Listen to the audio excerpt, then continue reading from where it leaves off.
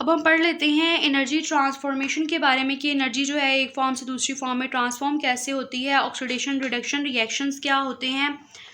हमारे अंदर जितने भी लाइफ प्रोसेसेस हो रहे होते हैं, इसके अंदर जो है वो एनर्जी की कांस्टेंट फ़्लो होती है। मतलब ये कि एनर्जी एक फॉर्म से दूसरी फॉर्म में जो है वो कन्वर्ट हो रही होती है। तो जो एनर्जी फ़्लो है ये कंप्राइज होता है एक्विजिशन पे, ट्रांसफॉर्मेशन में, और इसके बाद जो एनर्जी है वो डिफरेंट तरह के लाइफ प्रोसेसेस के लिए इस्तेमाल होती है। फॉर एग्जांपल ग्रोथ के लिए इस्तेमाल होती है, मूवमेंट के लिए इस्तेमाल होती है, रिप्रोडक्शन के लिए इस्तेमाल होती है। जैसे कि हमने ऊपर पढ़ा कि जो जब ऑक्सीडेशन होती है फूड की तो उसके नतीजे में जो एटीपी बनते हैं वो भी डिफरेंट तरह के जो प्रोसीजर्स हैं, वर्क हैं, उसको परफॉर्म करने के काम आते हैं। साथ साथ जो है वो हीट भी रिलीज़ करते हैं। तो इसी तरह से जो एनर्जी है वो बॉडी के अंदर डिफरेंट तरह के जो प्रोसीजर्स हैं, for example growth, movement and reproduction, इसको भी परफॉर्म करने के काम आती हैं। पढ़ लेते हैं कि रिडॉक्स रिएक्शन या ऑक्सीडेशन रिएक्शंस क्या होते हैं। Redox reaction direct source of energy involve exchange of electron between atoms. Oxidation क्या है? लॉस ऑफ इलेक्ट्रॉन है, जबकि जो रिडक्शन है ये गेन ऑफ इलेक्ट्रॉन है। तो ये बात आपने याद रखनी है कि जो ऑक्सीडेशन होती है इसमें इलेक्ट्रॉन जो होते हैं वो लूज़ होते हैं, कोई भी एटम जो है वो अपने इलेक्ट्रॉन दे देता है, जबकि जो रिडक्शन होती है इसमें इलेक्ट्रॉन जो होते हैं वो गेन होते हैं, कोई भी जो एटम है वो इलेक्ट्रॉन्स जो होता है वो उसको हासिल करता है।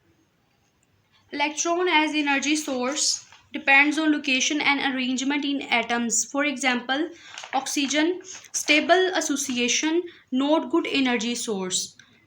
अब ये जो एनर्जी जो हासिल करनी है किसी भी एटम से, ये इस चीज़ के ऊपर डिपेंड करती है जो एटम्स हैं वो एक दूसरे के साथ जो है अच्छे तरीके से बॉन्डिंग में है और उनकी स्टेबल एसोसिएशन है या उनकी स्टेबल एसोसिएशन नहीं है। अगर तो एटम्स एक दूसरे के साथ बिल्कुल अच्छे तरीके से बाउंड है और उनकी एसोसिएशन स्टेबल है तो उसमें से फिर एनर्जी जो है वो रिलीज़ नहीं होगी।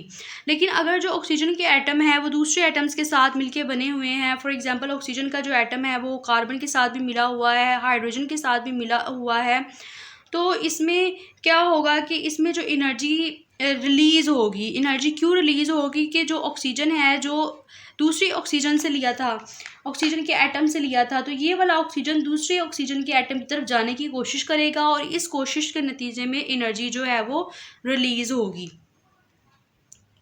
ऑक्सीडेशन क्या है? लॉस हाइड्रोजन एटम रिडक्शन में जो होता है वो गेन होता है हाइड्रोजन एटम का।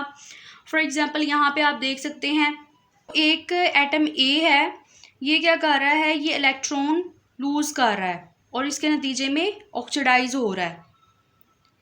इसी तरह दूसरा जो एटम है बी है, ये इलेक्ट्रॉन गेन कर रहा है। यहाँ पे आप देखें कि बाद में इसकी यहाँ पे आके इलेक्ट्रॉन्स जो है वो लग गए हैं, तो इसका मतलब है ये रिडक्शन कर रहा है। तो जो लूज ऑफ इलेक्ट्रॉन होता है इसे बोलते हैं ऑक्सीडेशन, जबकि जो गेन ऑफ इलेक्ट्रॉन होता है इसे बोलते हैं रिडक्शन।